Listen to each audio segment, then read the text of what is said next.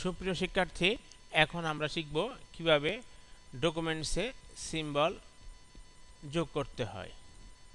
যেমন আমি কি সিম্বল যোগ করব সেটা আগে আমাকে নির্ধারণ করতে হবে। এরপর আমাকে ইনসার্ট মেনুতে যেতে হবে। আমি আবারও বলছি, এটি হচ্ছে মাইক্রোসফট ওয়ার্ড 2016। ইনসার্ট মেনুতে যেতে হবে, এরপর সিম্বলে যেতে হবে।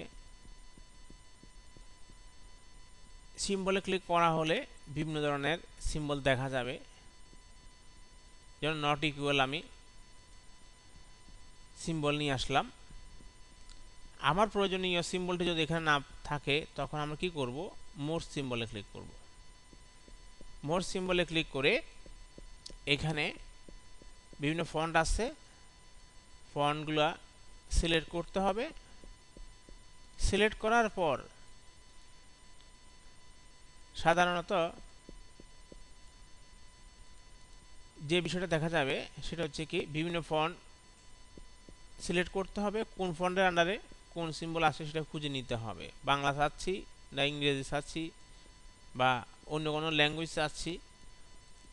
হ্যাঁ, এখানে আমরা দেখা যাচ্ছে সব প্রাইস সিম্বল সমান, এখানে একটু ভিন্ন আছে। এখন চাচ্ছি আমরা